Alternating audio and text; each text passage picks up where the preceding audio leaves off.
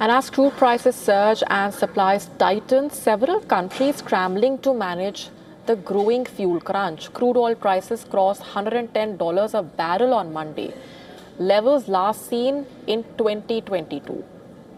The spike follows disruptions linked to the Iran-Israel conflict, which has affected global energy supply and pushed governments to respond quickly.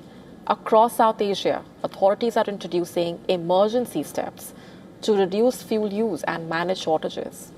In Pakistan, the Prime Minister has announced a series of fuel-saving measures to deal with the fallout of the crisis in West Asia. Government offices will now operate 4 days a week, with banks exempt from the rule. Half of the staff in non-essential departments will work from home. Schools across the country will shut for 2 weeks, while universities and higher education institutions will immediately shift to online classes.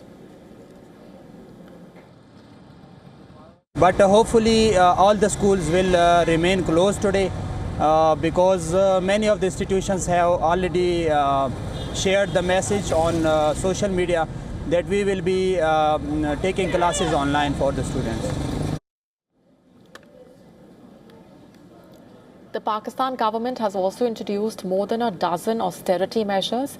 This includes a 20% reduction in government spending over the next 2 months and a 50% cut in fuel used by government vehicles. The steps come after Pakistan raised fuel prices by 55 rupees on Saturday,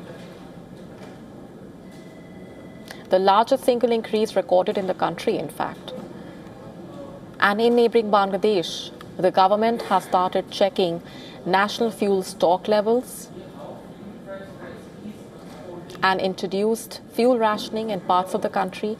Limits have been placed on how much fuel certain vehicles can purchase after warnings of possible supply disruptions triggered panic buying and hoarding. Long queues were seen outside petrol stations across the capital, Dhaka. Drivers reported waiting for hours. Ride-hailing motorcyclists said that the restrictions were affecting their daily income ahead of Eid al-Fitr.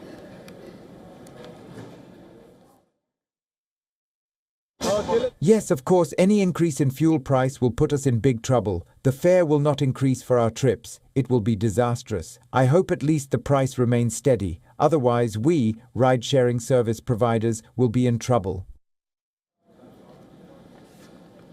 Bangladeshi authorities have also closed universities and suspended school bus services to conserve electricity and fuel.